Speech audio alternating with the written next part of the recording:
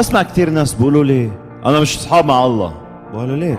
طلبت وصليت في كتير مواضيع وياه خربان بيتي ومشاكل قديش بدك ولا اشي ظابط في الدنيا. بتحكي معاه بتنادي عليه ولا حدا هون ولا حدا بيرد.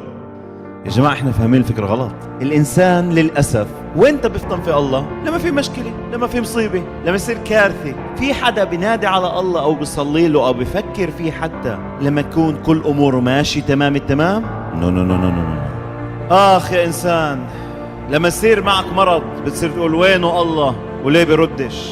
اخ يا انسان، لما يصير معك حادث بالسيارة او مشكلة او مصيبة بتصير تقول وين الله ليه ما تدخلش، ليش ما ردش. لما تقعد بين الاربع حيطان والدمعة على خدك بتبلش تدور على الله، وكأنه الله عم بيقول لك جربت معك كل الطرق، ناديت عليك في الوقت اللي كنت فيه فرحان وسرحان، في الوقت اللي كنت فيه مشغول بنجاحك، في الوقت اللي كنت فيه عم بتعد أموالك وثروتك، وأنا عم بنادي عليك بس أنت ملتهي، دينيك مش معي، عينيك مش علي، ولا قلبك معي. وكأنه عم بقول لك نعم جربت كل الطرق معك، ما ضلش غير طريقة واحدة، إني أفوتك في دقيقة. بتقول له طب ليش هاي القسوة يا رب؟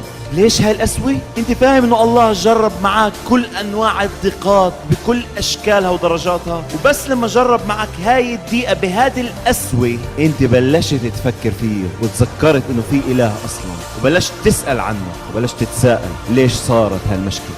اسمعني كثير منيح، احنا نظرتنا للامور كثير سطحيه، اللي في نظرك قسوه هو بالحقيقه حنان ومحبه، من محبته هو بيقسي الظروف عليك لانك انت ملتهي ومش سائل. لانه بالنسبه لنا الله خدام للاسف، بالنسبه لنا الله على كبسه، لما نفوت في ضيقه بنكبس هذه الكبسه، واذا بتشتغلش بنصير نتذمر. لا حبيبي، كل القصه مش هيك من اصله. فهموك اياها غلط. بتقول لي اهلي اهلك غلطوا، معلش بيغلطوا الاهل، انسان بيغلط، المجتمع اللي حواليك طبعا، المدرسه وبتقول لي حتى الكنيسه اللي انا موجود فيها حتى الكنيسه بتغلط حبيبي. التعليم صارت معظمها غلط، صوره الله تشوهت في اذهاننا، بطلنا نعرف مين هو الله اصلا، لانه الصوره اللي تشربناها من احنا صغار انه الله خدام، الله فقط يسدد الاحتياج، هاي دوره في الحياه. وكانه كل وظيفه الله انك تعيش كيف ما بدك حسب اهوائك وتتمتع في نفسك.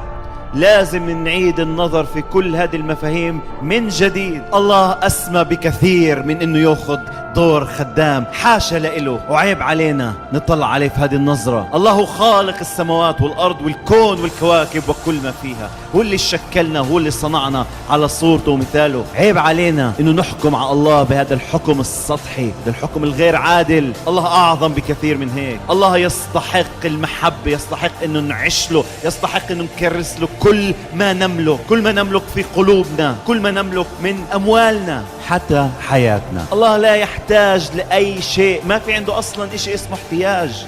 الله مش مديون لك بإشي، إحنا اللي محتاجين لإله، إحنا اللي مديونين لإله. معلش اقبلها مني اليوم إنك فاهمها كلها غلط، حتى لو عمرك 40 50 60 70، يمكن كل اللي تعلمته غلط. مش عيب، مش عيب نعترف إنه غلطانين، العيب إنه نحتفظ في أفكار اللي غلط، العيب إنك تصادق على الأفكار والمعلومات في ذهنك فقط مجرد إنها تابعة لإلك أو موجودة في ذهنك، هذا هو العيب. افتح الصفحة من جديد. لما تتعرف على الله الحقيقي كل حياتك رح تتغير بالكامل، وما أجملها من حياة وما أروعها من حياة.